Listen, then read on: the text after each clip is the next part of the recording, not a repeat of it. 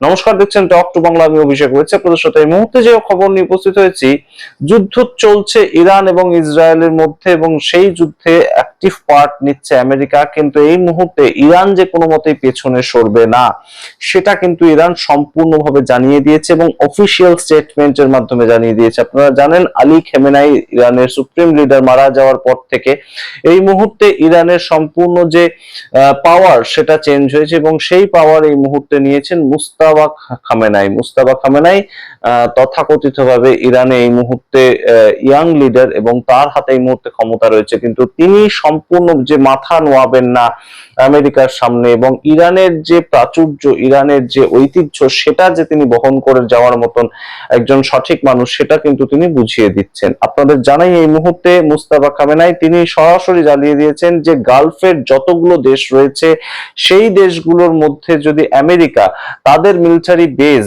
সেগুলোকে বন্ধ না করে ইমিডিয়েটলি, তাহলে কিন্তু অবশ্যই এই মুহূর্তে তারা যুদ্ধ থামানোর কথা ভাববেই না।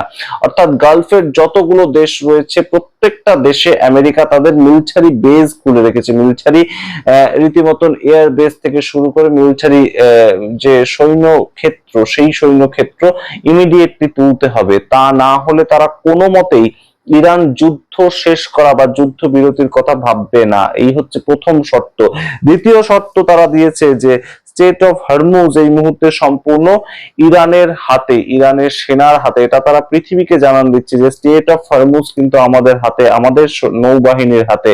এবং সেই জায়গা থেকে স্টেট অফ হরমুজ বা হরমুজ প্রণালী যেটা, যেখান দিয়ে সারা পৃথিবীর আপনারা বলতে পারেন তেলের যোগান যায়, গ্যাসের যোগান যায়, বিভিন্ন ধরনের যে পণ্য সামগ্রী, সেটা সম্পূর্ণভাবে স্টেট অফ হরমুজ হয়ে আসতে হয় এবং সেই জায়গাটাকে সম্পূর্ণভাবে ইরান কিন্তু তাদের দখলে রেখেছে। এটা জানিয়ে দিয়েছে, তাদের নৌবাহিনী স্টেট অফ হরমুজের দখল নিয়েছে এবং সেই জায়গা থেকে কোনো মতেই তারা এটা খুলবে না, এখনই তারা খুলবে না, সেটাও সম্পূর্ণভাবে ক্লিয়ারলি জানিয়ে দিয়েছে। ভারতবর্ষের যে কোনো মিডিয়াতে আপনারা হয়তো দেখবেন যে স্টেট অফ হরমুজ খুলে দিয়েছে আর কোনো সমস্যা নেই, আমাদের গ্যাসের দাম কমে যাবে, আমাদের তেলের দাম কমে যাবে, কিন্তু কোনোটাই যে হবে না। ইরান অফিসিয়াল স্টেটমেন্ট দিয়ে জানিয়ে দিয়েছে। মুস্তাফা খামেনাই তিনি সম্পূর্ণভাবে জানাচ্ছেন যে আমেরিকা যদি আমাদের সঙ্গে এই মুহূর্তে বসতে চায়, আমাদের সঙ্গে কথা বলতে চায়, তাহলে অবশ্যই তাদের যেটা করতে হবে, প্রত্যেকটা গালফ কান্ট্রি থেকে তাদের মিলিটারি বেস সরাতে হবে। এবং মিলিটারি বেস থাকার মানেটা কি? মিলিটারি বেস থাকা মানে সেই দেশটা তাদের কবজায় রয়েছে। ছোটখাটো বিভিন্ন দেশগুলো কিন্তু আমেরিকার শেল্টার পাওয়ার জন্য বহু দিন ধরেই আমেরিকার মিলিটারি বেস তাদের দেশে করতে দিয়েছে এবং তারা সম্পূর্ণভাবে আমেরিকার প্রভুত্ব গ্রহণ করেই রয়েছে পৃথিবীতে, সেইটা কখনোই চাইছে না। এবং এখন যখন যুদ্ধ লেগেছে, এই ইরানকে অ্যাটাক করার ক্ষেত্রে আমেরিকা কমপ্লিটলি তাদের যে মিলিটারি বেস গুলো রয়েছে গালফ কান্ট্রিতে, সেগুলোর মাধ্যমে তাদেরকে কিন্তু অ্যাটাকটা করছে। তো সেই অ্যাটাক গুলোকে বন্ধ করানোর জন্য মূলত ইরানের এই বিষয়টা। এবং ইরানও পাল্টা যে দিচ্ছে, আপনাদের বিভিন্ন সময় আমরা খবর দেখিয়েছি, ইরান যে পাল্টা দিচ্ছে আমেরিকার উপর যতটা না তারা বর্ষণটা করছে, তারা কিন্তু গালফ কান্ট্রি গুলোতেই ম্যাক্সিমাম বর্ষণটা করছে। সেটা দুবাই হতে পারে, সেটা কুয়েত হতে পারে, কাতার হতে পারে, প্রত্যেকটা জায়গায় গালফ কান্ট্রি গুলো কিন্তু ক্ষতিগ্রস্ত হচ্ছে। তার কারণটা কি? তার কারণ কিন্তু তারা এই যুদ্ধের মধ্যে সরাসরি ইরানকে মারছে তেমন নয়। ইরানের এই যে ক্ষতি করার প্রেক্ষিতটা, এই ইরানের ক্ষতি করার প্রেক্ষিতটা কি?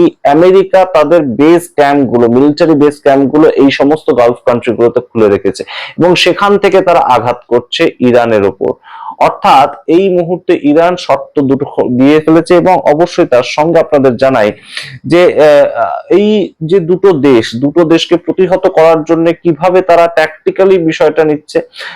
এই যে মুস্তাফা খামেনাই তিনি দুটো বিষয় নতুন ভাবে এলিভেট করেছেন, যেটা কিন্তু আগে থাকতে হয়নি।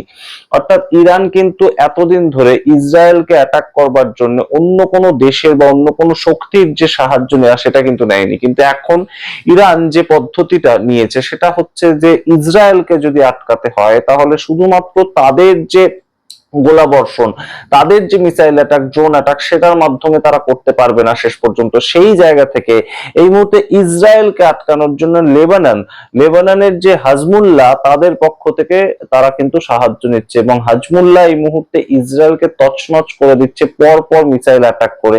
হাজমুল্লাহ বাহিনী আপনারা জানেন, এবং সেটা লেবাননে উপস্থিত যে হাজমুল্লাহ বাহিনী, তাদের সঙ্গে ইরানের একটা চুক্তি, সেই জায়গা থেকে তারা অ্যাটাকটা করছে ইসরায়েলকে।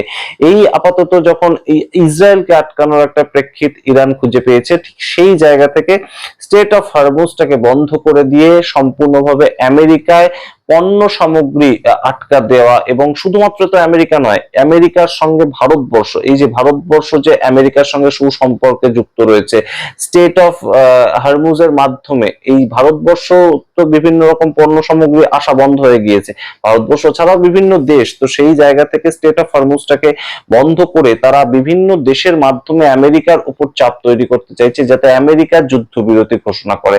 তারা নিজেদের কাছ থেকে যুদ্ধবিরতি ঘোষণা করবে না, এবং আমেরিকা যে চাপে রয়েছে সেই জায়গাটা কোত্থেকে উঠে আসছে বলুন? তার কারণ আমেরিকায় সামনেই নভেম্বর মাসে, এই বছর নভেম্বর মাসে হতে চলেছে ভোট, এবং যেখানে কিন্তু ডোনাল্ড ট্রাম্পকে মুখোমুখি মোকাবিলা করতে হবে, এবং মুখোমুখি মোকাবিলা করার ক্ষেত্রে এই যে যুদ্ধের এফেক্টটা, সেটা কিন্তু পড়বেই। এবং অবশ্যই অক্টোবরে হতে চলেছে ইসরায়েলে ভোট, এবং সেখানেও কিন্তু নিতিন ইয়াহু, তাকেও অবশ্যই মুখোমুখি করতে হবে। এবং আভ্যন্তরীণ পলিটিক্স এর ক্ষেত্রে এই যে কেন আমাদের দেশ যুদ্ধে জড়ালো, এই উত্তর দিতেই হবে ডোনাল্ড ট্রাম্পকে। উত্তর চেয়েছেন কামালা হ্যারিস, উত্তর চেয়েছেন বিভিন্ন মানুষজন।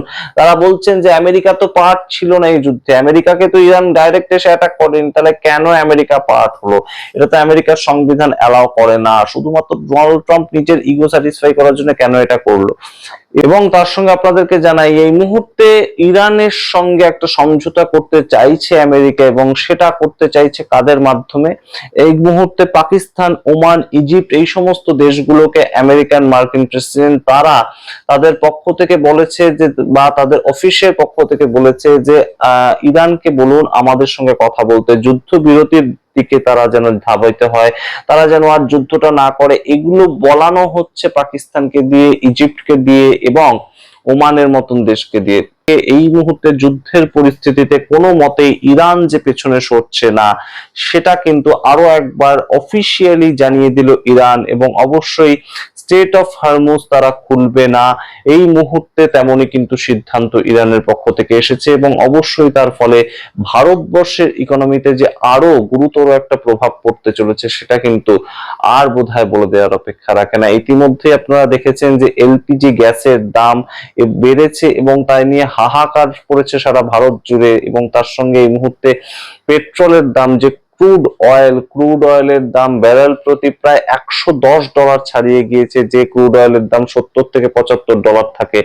সে এই বিষয়গুলো ছাড়াও এই মুহূর্তে আপনারা দেখতে পেয়েছেন যে নিত্য নৈমিত্তিক যে অটো আপনারা চলেন, সেই অটোতে রীতিমতন দাম বেড়ে গেছে, কারণ অটোতে যে গ্যাস লাগে, যে জ্বালানি লাগে, সেই জ্বালানির দাম বেড়ে গিয়েছে।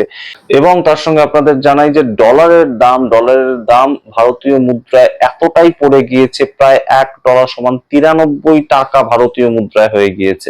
সুতরাং সমস্তটা মিলিয়ে যুদ্ধের প্রভাব কিন্তু আরো বিশাল আকারে পড়তে চলেছে। আপনারা অবশ্যই নজর রাখুন আমাদের চ্যানেলে, আমরা যখন যেমন খবর পাবো আপনাদের জানাতে থাকবো। অবশ্যই বাংলা ভাষায় এই ধরনের খবর পাওয়ার জন্য টক টু বাংলা ইউটিউব চ্যানেলকে সাবস্ক্রাইব করতে ভুলবেন না, এবং অবশ্যই এই চ্যানেল ভালো লাগলে বন্ধুদের সাথে, ফ্রেন্ড সার্কেলে শেয়ার করুন। ধন্যবাদ।